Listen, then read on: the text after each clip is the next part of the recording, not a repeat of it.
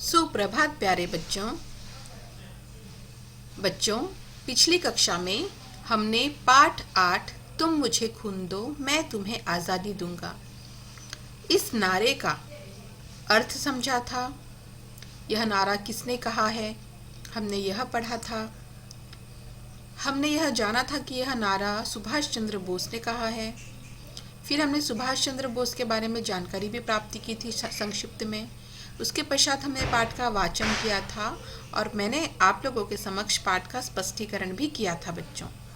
अब आज की कक्षा में हमें आगे का कार्य करना है और आज की कक्षा में हमें आगे बढ़ते हुए लेखन कार्य की ओर जाना है बच्चों। तो सर्वप्रथम आपको क्या करना है, आपको आपकी लेखन पुस्तिका का नया पेज निकालना है और उस नए पेज पर आपको आज के दिनांक यानी कि 7/11/20, यहाँ गलती से 5 प्रिंट हो गई है क्योंकि यह मैंने 5 तारीख को बनाया था PDF, इसीलिए। पर यहाँ आप 7 तारीख यानी कि आज की दिनांक डालेंगे, 7/11/20 यह दिनांक आप डालेंगे और उसके पश्चात आप हेडिंग देंगे पाठ 8 तुम मुझे खून दो मैं तुम्हें आज़ादी दूंगा। आप इस तरह की हेडिंग देंगे और उसके पश्चात आप क्या करेंगे, यहाँ पर आप एक चित्र चिपकाएंगे और यह चित्र किसका होगा, सुभाष चंद्र बोस का होगा।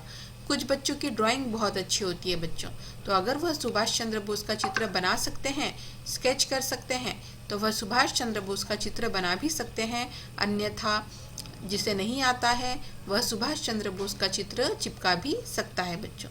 तो यहाँ पर आपको सुभाष चंद्र बोस का चित्र चिपकाना है।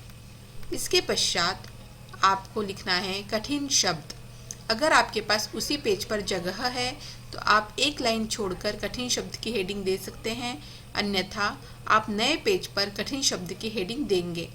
और उसके पश्चात आपको आपकी लेखन पुस्तिका को 3 भागों में विभाजित करना है बच्चों, 1, 2, 3।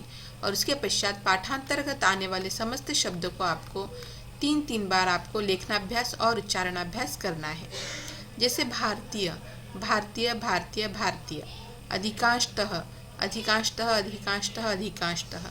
सिद्धांत, सिद्धांत, सिद्धांत, सिद्धांत। Cricket, cricket, cricket, cricket. परख, परख, परख, परख। माहिर, माहिर, माहिर, माहिर। अध्ययन प्रिय, अध्ययन प्रिय, अध्ययन प्रिय, अध्ययन प्रिय। क्रांतिकारी, क्रांतिकारी, क्रांतिकारी, क्रांतिकारी। प्रतिज्ञा, प्रतिज्ञा, प्रतिज्ञा, प्रतिज्ञा। तो बच्चों यह पाठांतर्गत आने वाले कुछ कठिन शब्द हैं जिसका आपको बार बार लेखनाभ्यास और उच्चारणाभ्यास करना है बच्चों। इसके पश्चात शब्दार्थ, पाठांतर्गत आने वाले कठिन शब्दार्थ। यह लिखने के लिए आपको फिर से हेडिंग देनी होगी, यानी उपविषय लिखना होगा शब्दार्थ।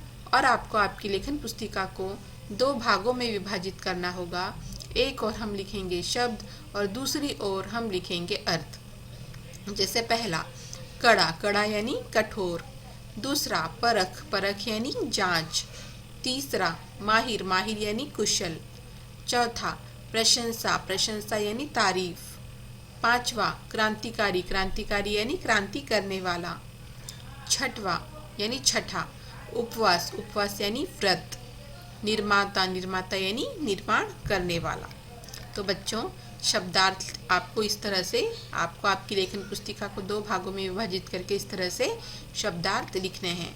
जब आपका शब्दार्थ हो जाएगा बच्चों, तो देखिए मैंने यहाँ पर एक नोट दिया है आपको, विलोम शब्द पाठ्य पुस्तक में दिए गए हैं। तो आपको इसको बराबर इस बात का ध्यान रखना है कि मैंने विलोम शब्द इसलिए नहीं लिखवाए क्योंकि विलोम शब्द आपके पाठ्य पुस्तक में दिए गए हैं। आपको विलोम शब्द अपनी पाठ्य पुस्तक में से ही पढ़ना है। इसके पश्चात है बच्चों लिंग बदलो। एक और लिखेंगे पुल्लिंग और दूसरी ओर लिखेंगे स्त्रीलिंग, यानी आपको लिंग बदलो लिखने के लिए भी अपनी लेखन पुस्तिका को 2 भागों में विभाजित करना है। एक और आप लिखेंगे पुल्लिंग और दूसरी ओर आप लिखेंगे स्त्रीलिंग। पहला पुरुष, तो पुरुष का स्त्रीलिंग क्या होगा, महिला या स्त्री। फिर दूसरा है मास्टर, मास्टर का स्त्रीलिंग क्या होगा, मिस। इसके पश्चात है बच्चों छात्र, छात्र का स्त्रीलिंग क्या होगा, छात्रा। उसके पश्चात मिस्टर, मिस्टर का स्त्रीलिंग क्या होगा बच्चों, मिस्ट्रेस या मिस। और युवक, युवक का स्त्रीलिंग क्या होगा बच्चों, युवती। इसके पश्चात फूफा जी। फूफा जी का स्त्रीलिंग क्या होगा बच्चों? बुआ जी। इसके पश्चात प्रधानाचार्य। इसका स्त्रीलिंग क्या होगा बच्चों? प्रधानाचार्य। इसके पश्चात सर। सर का स्त्रीलिंग क्या होगा बच्चों? मैम या टीचर। इसके पश्चात दोस्त। दोस्त का स्त्रीलिंग क्या होगा? सहेली। और अंत में पिताजी। पिताजी का स्त्रीलिंग क्या होगा बच्चों? माँ या माताजी। जब आपका लिंग बदलो हो जाएगा तब हम चलेंगे वचन बदलो की ओर और हम लिखेंगे नया उपविषय वचन बदलो। वचन बदलो लिखने के लिए भी आपको आपकी लेखन पुस्तिका को 2 भागों में विभाजित करना होगा। एक और आप लिखेंगे एक वचन और दूसरी ओर आप लिखेंगे बहुवचन। फिर अब आप लिखेंगे पहला, एक वचन में डंडा, तो बहुवचन में क्या होगा? डंडे।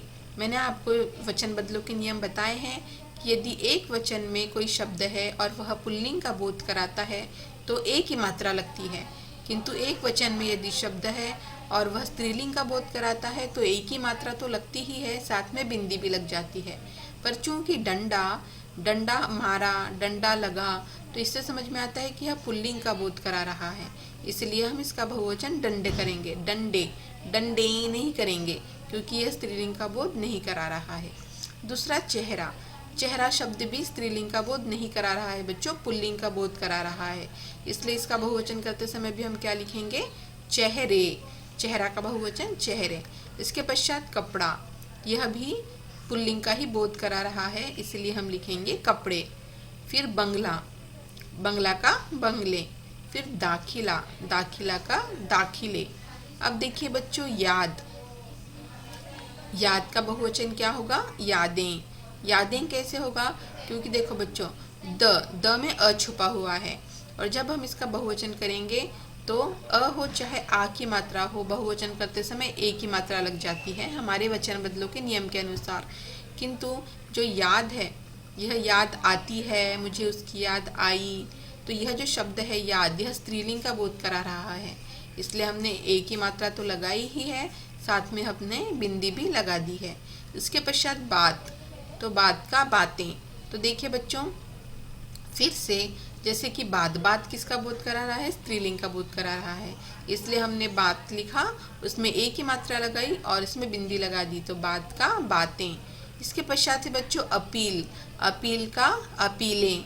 अपील का अपीलें, क्योंकि अपील जो है यह भी स्त्रीलिंग का बोध करा रहा है, उसने अपील की, मैंने अपील की, तो यह भी स्त्रीलिंग का बोध करा रहा है बच्चों, इसलिए इसका बहुवचन करते समय एक ही मात्रा लग जाएगी और इसमें बिंदी लग जाएगी।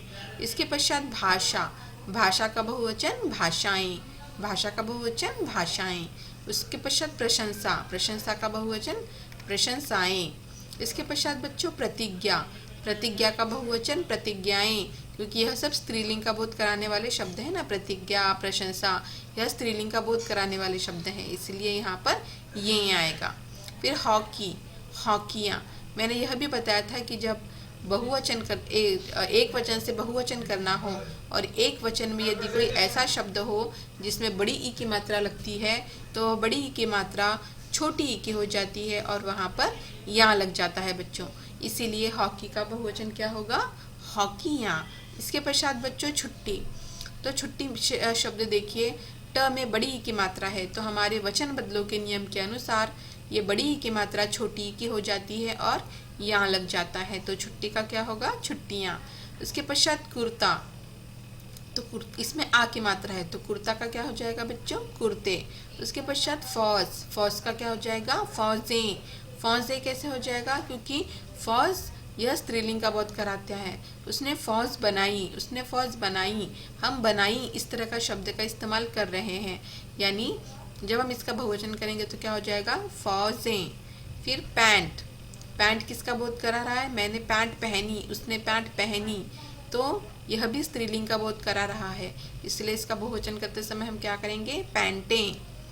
फिर बोली, तो मैंने आपको बताया है कि यदि बड़ी ई की मात्रा है तो छोटी ई की मात्रा हो जाती है और यहाँ लग जाता है, तो बोली, बोलियाँ। धोती, धोतियाँ। बेंत, बेंतें, क्योंकि बेंत भी स्त्रीलिंग का बोध करा रहा है, इसलिए बेंतें, बेंतें। फिर अध्यापिका, अध्यापिकाएं। एक बार पुनः हम इसे पढ़ लेते हैं बच्चों वचन बदलों को। डंडा, डंडे।